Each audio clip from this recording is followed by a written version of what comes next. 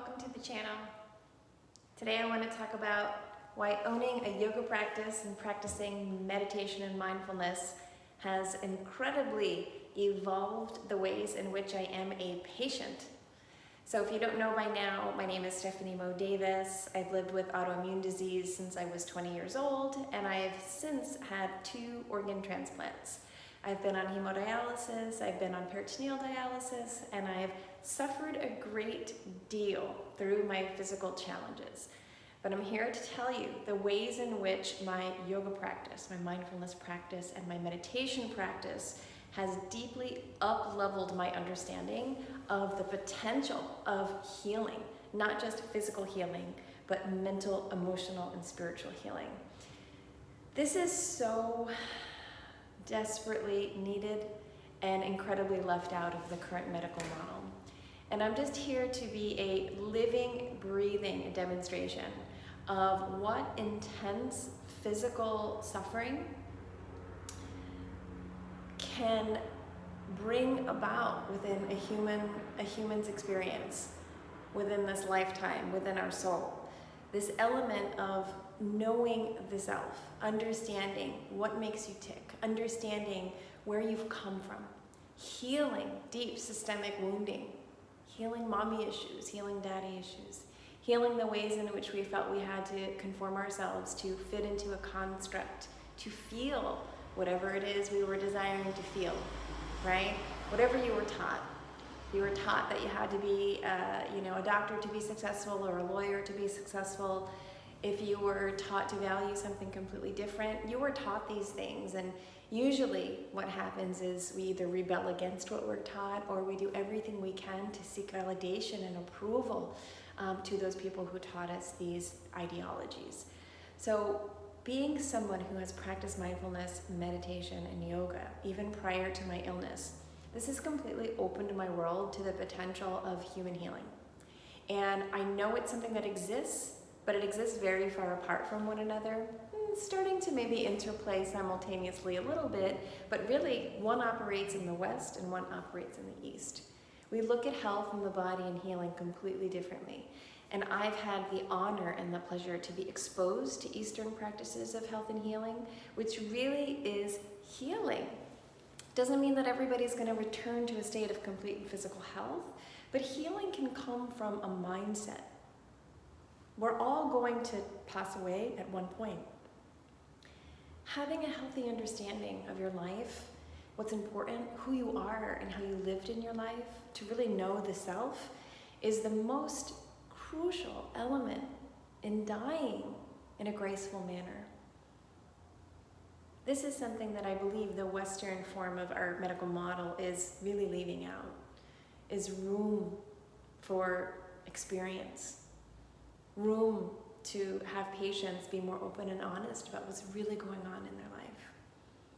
Having deeper, profound conversations about not just health care and treatment plans, but really true connections and relationships where we create communities based around the potential for healing. This is something that I'm just going to call it the spiritual community knows very well. We love healing, right? We focus on healing. We don't focus on just treating. We know that we are a mind, body, spirit complex, and we're complex systems that are all interacting together. So I just want you all to be aware that if you've only been exposed to a Western medical model, you may be fortunate enough to garner the right people in your sphere of healthcare providers where you maybe get connected to these aspects of healing on a deeper, more nuanced level. But if you don't have that exposure, I want to tell you and encourage you to research some healing models that go beyond just basic surface treatments to help you sustain what you're going through. You can actually thrive in life even if your body is a little bit broken or going through something. You can still have a vitality within you, a spirit, a soul that has desire and passion, compassion, and empathy for others. You don't have to be physically sick and let your mind follow suit. But if nobody's controlling the mind is going to mimic whatever you're putting out. And if your focus is on the illness of your body, your mind is going to focus on that as well, and it's going to make it harder.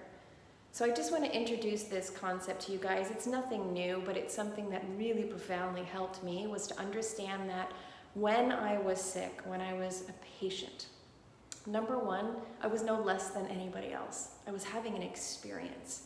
And I already had enough spiritual practices under my belt to honor it as such. I'm having an experience. Yes, I was living it and breathing it, but I made sure to always realize that there was an observer who was witnessing this experience I was having as well. I didn't merge with my physical condition mentally. Yes, at sometimes it felt like that was going to happen, and maybe it did, where I just kind of gave up, or I lost my sense of right thinking. Okay, and I kind of merged with the illness, and maybe I felt like I wanted to give up, or it was awful, or I had no energy. But I'm here to tell you that if you start to monitor your mind and your thinking, you can have a profound mental shift with starting to heal yourself within, not just your physical body, healing your soul, healing your spirit, getting in touch with the God of your understanding. This can drastically change your experience with illness. So I invite you guys to maybe start to practice some meditation. Start to listen to people who are talking about spiritual healing. Get in touch with the transcendence. If you don't believe in it, that's fine. I'm not here to tell anybody what to believe in, but I am here to tell you and be here as a living, breathing model of somebody who should have died, who's had a near-death experience time and time again, and I'm still here with all different body parts, and I'm thriving. I'm energetic. I'm not saying I'm perfect. I still go through things physically, but my mind is right. My emotions are healed. Okay? So this makes living life, especially amongst the environment that we have right now, not just tolerable, but it helps me to focus on being present and even solution-oriented rather than a victim of my circumstances. That's it for today, guys. I'll be back soon. Have a wonderful day. And happy Thanksgiving if I don't see you beforehand. Thank you, Andrew.